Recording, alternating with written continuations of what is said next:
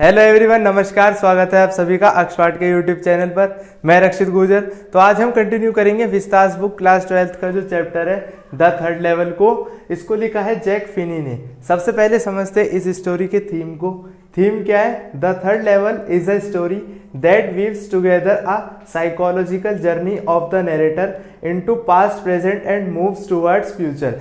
ये past, present और future के बीच में एक ऐसी साइकोलॉजिकल जर्नी को डिस्कस करता है चैप्टर। फॉर एग्जांपल, जो हमारी प्रेजेंट की सिचुएशंस होती है, जो हम स्ट्रेस फेस करते हैं अपनी लाइफ में, दिक्कतों का सामना करते हैं, तो कई बार उनसे बचने के लिए हम अपने पास्ट में जाना पसंद करते हैं। वो कौन सा टाइम होता है? It is a world between dream and reality. वो एक ऐसी दुनिया होती है जो हमारे सपनों की दुनिया होती है। हम सोचते हैं कि अगर हम उस वाली दुनिया में जाएंगे तो हमारी जो स्ट्रेस है, हमारी जो आज की रियलिटी है, उससे हम लोग भाग सकते हैं। It is a world of fantasy that we create for ourselves to escape the problems and stress of life. ये एक ऐसा वर्ल्ड होता है फैंटेसी का, यानी कल्पनाओं की ऐसी दुनिया होती है जो हम अपने आप ही क्रिएट करते हैं। किस लिए क्रिएट करते हैं? To escape the problems and stress of life. यानी कि जो हमारी आज की प्रॉब्लम्स होती है, लाइफ की स्ट्रेस होती है, परेशानियां होती है, दिक्कतें होती है, उन सब से हम बच जाए, उन सब से हम एस्केप कर सके खुद को। People in present time feel that life 50 और 60 years ago was relaxed and they wanted to go back to that time for peace and happiness। जो पीपल होते हैं आज की जनरेशन के, वो ये सोचते हैं कि जो आज का टाइम है उसमें बहुत ज़्यादा भाग दौड़ है, उसमें बहुत ज़्यादा स्ट्रेस है, यानी कि बहुत ज़्यादा दुख है, चिंता है। लेकिन जो टाइम है 50 से 60 साल पहले का, अगर आज के टाइम की मैं कंपैरिजन करूं आज से 60 साल पहले या 50 साल पहले के लोगों के लिए, तो वहाँ पर उस टाइम में बहुत ज़्यादा स्ट्रेस नहीं थी, बहुत ज़्यादा प्रॉब्लम्स नहीं थी लाइफ के अंदर। तो उस टाइम में पीस होता है, हैप्पीनेस होती है, यानी शांति भरी जिंदगी होती थी। तो ये स्टोरी में डिस्कस किया गया है कि जो पर्सन होते हैं आज की लाइफ में, वो सोचते हैं कि जो उनके 50 साल पहले की लाइफ उनके फादर्स और ग्रैंडफादर्स जी कर गए हैं, वो बहुत ज़्यादा अच्छी है, वो बहुत ज़्यादा पीसफुल है। इसमें जो मेन कैरेक्टर्स है स्टोरी में, वो 3 है जिनके बारे में डिस्कस किया गया है। सबसे पहले चार्ली, उसके बाद है लुइजा और उसके बाद है सैम। चार्ली इसका मेन कैरेक्टर है जिसके साथ में ये सब घटनाएं होती है। वो अपने पास्ट टाइम में चला जाता है और ऐसा वो खुद से ही क्रिएट करने लग जाता है कि वो अपने पास्ट टाइम में है और वो ऐसी बहुत सारी एक्टिविटीज़ में इंडल्ज है। और लुइजा उसकी वाइफ होती है चार्ली की। सैम यहाँ पर थर्ड कैरेक्टर है। सैम चार्ली का दोस्त होता है और ये एक साइकाइट्रिस्ट होता है। साइकाइट्रिस्ट कौन होते हैं? साइकाइट्रिस्ट एक ऐसा पर्सन होता है, यानी कि उसको डॉक्टर कह सकते हैं, जो साइकोलॉजिकल जो प्रॉब्लम्स होती है उनको ट्रीट करता है। यानी कि अगर किसी पर्सन को साइकोलॉजी से रिलेटेड कोई भी दिक्कत होती है, स्ट्रेस ज़्यादा हो जाती है लाइफ में, तो वो साइकाइट्रिस्ट के पास जाते हैं। नेक्स्ट इज, अब हम समझेंगे जो चार्ली का कैरेक्टर है उसको। Protagonist of the story, Charlie इस स्टोरी का मेन कैरेक्टर है। He is a true representative of modern man. जो आज का व्यक्ति है, यानी कि जो मॉडर्न मैन है, इसका ये रिप्रेजेंटेटिव है, यानी कि उसको बहुत अच्छी तरह से रिप्रेजेंट करता है। He is a victim of stress, insecurity and fear. ये स्ट्रेस और इनसिक्योरिटी, यानी कि जो डर होता है, उन सब का एक विक्टिम होता है। And wants to run away from reality. और जो इसकी लाइफ में रियलिटी होती है, उन सब से ये लोग, मतलब जो ये है चार्ली, वो भागना चाहता है। वो भाग जाना चाहता है अपने पास्ट टाइम में, जहाँ पर ज़्यादा पीस होती है, जहाँ पर ज़्यादा हैप्पीनेस होती है। He is fond of stamp collection. इसको स्टैम्प कलेक्शन करने का शौक है। स्टैम्प होती है जो किसी उस पर लगाई जाती है एक पेपर के ऊपर, तो उन सब का कलेक्शन करने का इसको शौक है। But his psychiatrist friend calls it a temporary refugee from reality. लेकिन जो इसका दोस्त है सैम, जो साइकाइट्रिस्ट दोस्त है इसका चार्ली का, सैम, वो ये बोलता है कि तुम जो ये स्टैम्प कलेक्ट करते हो, ये इसलिए करते हो क्योंकि जो तुम्हारी लाइफ की प्रॉब्लम्स है, इनको तुम फेस नहीं करो और स्टैम्प कलेक्शन से अपने टाइम को बिता सको। लेकिन जो चार्ली है वो इसकी बात को मना कर देता है कि तुम जो बात बोल रहे हो बिल्कुल गलत है। मुझे किसी भी तरह की स्ट्रेस नहीं है, और जो मेरे ग्रैंडफादर है उनको भी शौक था उसका स्टैम्प कलेक्ट करने का, तो इसलिए मेरे ग्रैंडफादर भी स्टैम्प कलेक्ट करते थे और उनके टाइम में कोई भी स्ट्रेस और कोई भी प्रॉब्लम्स नहीं होती थी। और मैं भी स्टैम्प कलेक्ट करता हूँ, तो ये खाली मेरा शौक है, ना कि ये एक स्ट्रेस से भागने का तरीका है। He wants to lead a good simple life of his grandfather's time. ये एक ऐसी लाइफ जीना चाहता है जो इसके ग्रैंडफादर जी कर गए हैं, जो बिल्कुल सिंपल होती है और स्ट्रेस और प्रॉब्लम से दूर होती है।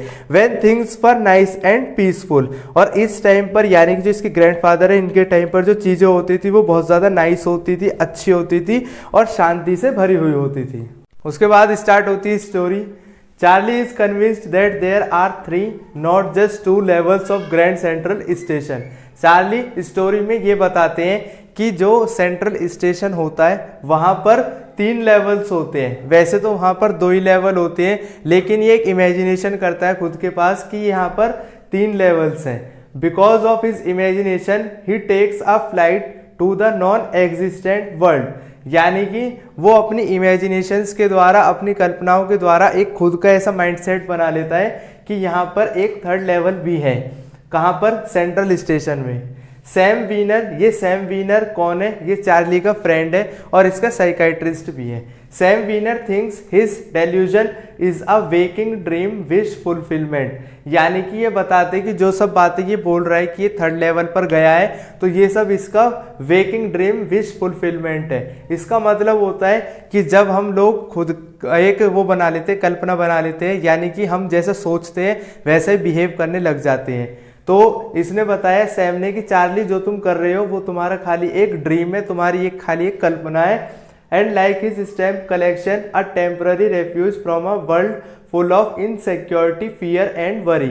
और यहाँ तक जो सैम है ये चार्ली को ये भी बताते हैं कि जो तुम अपने स्टैम्प को कलेक्ट करते हो, यानी कि ये एक्टिविटी करते हो स्टैम्प कलेक्शन की, ये एक रेफ्यूजी है, यानी कि तुम बचना चाहते हो इनसिक्योरिटी से, फियर से एंड वरी से। जो तुम्हारी लाइफ में स्ट्रेस है, प्रॉब्लम्स है, इनसिक्योरिटीज है, फियर्स है, उन सब से तुम बचने के लिए स्टैम्प कलेक्ट करते रहते हो। और ये भी जो तुम बोल रहे हो कि तुम्हें 3rd लेवल दिखा था, वो 3rd लेवल नहीं है, वो तुम्हारा खाली एक इमेजिनेशन है, एक ड्रीम है।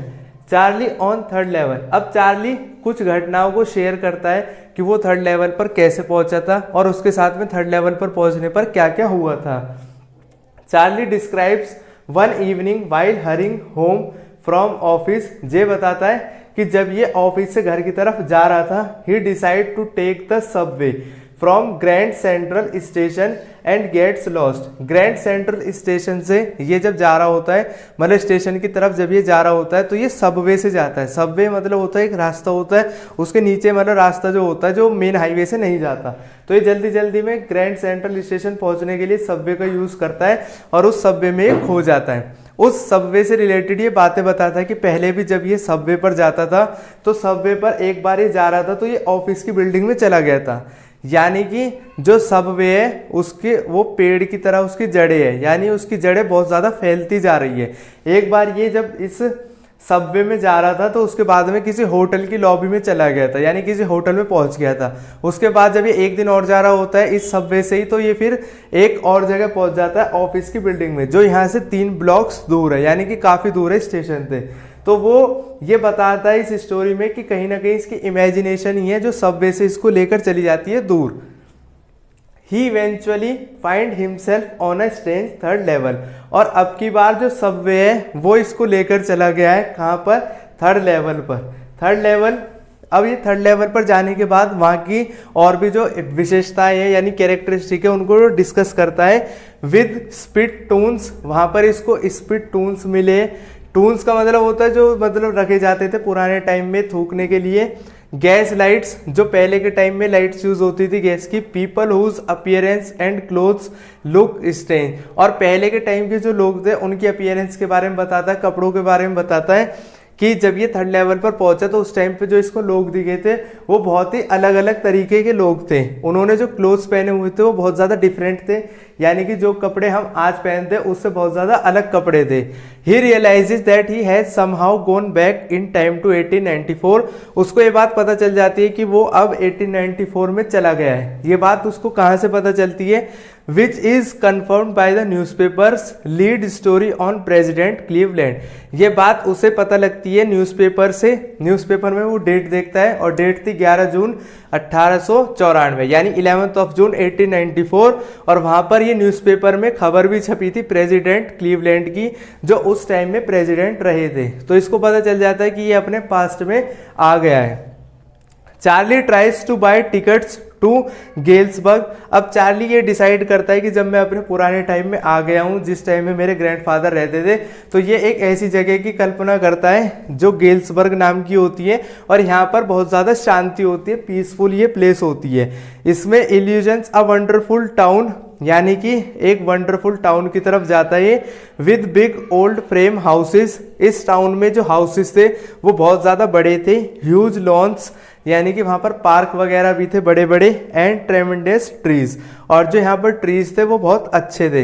And where summer evenings were twice, यहाँ पर जो समर इवनिंग्स थी यानी कि जो गर्मियों की रातें होती है वो बहुत ज़्यादा बड़ी होती है as compare to modern time.